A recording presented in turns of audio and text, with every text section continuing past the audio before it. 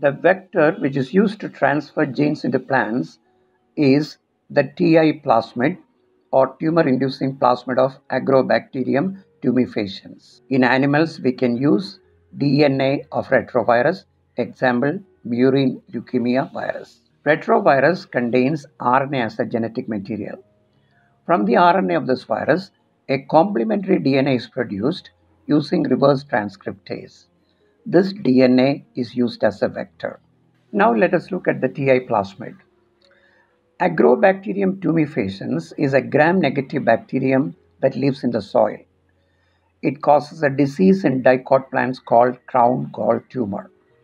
The bacterium is attracted to wound tissue of dicot plants since it produces a phenolic compound called acetosyringone. This compound is absent in monocots. That is why Agrobacterium does not infect monocots. The bacterium attaches to a plant cell and transfers a small portion of the TI plasmid called tDNA, the full form is transferred DNA, into the plant cells. This tDNA is incorporated into the plant DNA, or we can say the plant cell is transformed. The tDNA contains 3 genes. One is for the synthesis of the plant hormone auxin and cytokinin, and for compounds called opines. The transformed plant cell produces large amounts of auxin and cytokinin, which are cell division inducing hormones.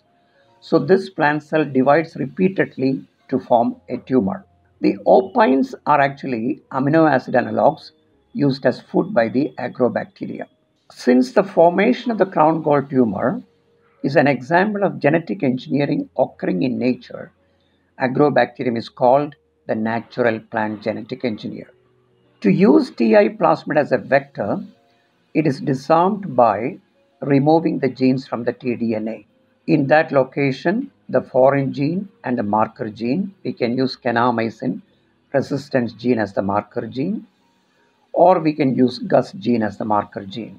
This modified TI plasmid is then inserted into Agrobacterium, which is used to infect plant cells. The method used to transfer genes into plants is called the leaf disc transformation method. This method involves plant tissue culture. So all the techniques have to be done under sterile conditions. First, we take leaves of dicot plant to be genetically modified. We surface sterilize the leaf we can use chemicals such as 70% ethanol, 10% calcium hypochlorite, or 0.1% mercury chloride. Small sections called leaf discs are cut from the leaf. These leaf discs are put in a suspension of Agrobacterium. Since the wounded tissue of the leaf disc produces acetosyringone, Agrobacterium is attracted to the leaf disc and they transfer the tDNA into the plant cells. Now remember, the tDNA contains the foreign gene and the marker gene. So in order to select the cells which contain the foreign gene and the marker gene, the cells are cultured in a tissue culture medium containing kanamycin and an antibiotic called carbapenicillin. The purpose of using carbapenicillin is to kill Agrobacterium, which may be sticking to the leaf discs. Kanamycin is added to the medium because our marker gene is kanamycin resistance gene.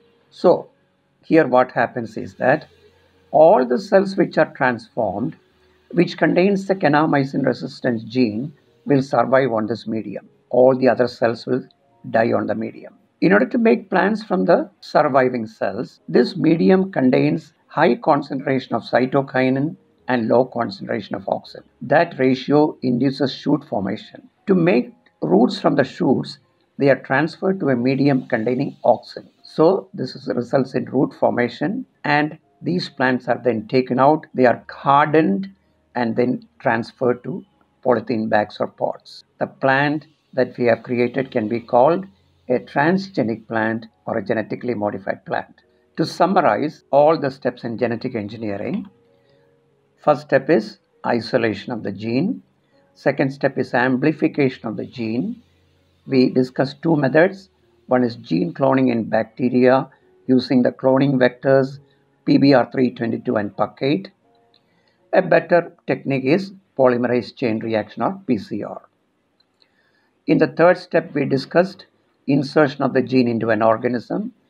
We discussed direct gene transfer, and indirect gene transfer.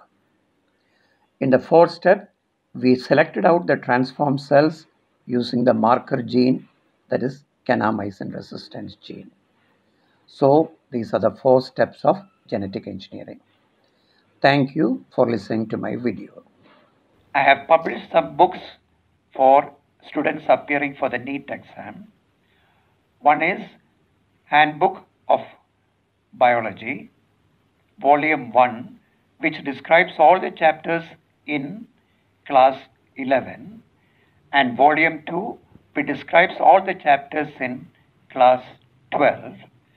And also I have published a book, Biology in a Nutshell, which includes all the chapters. These books are available on Amazon. I am giving the link below.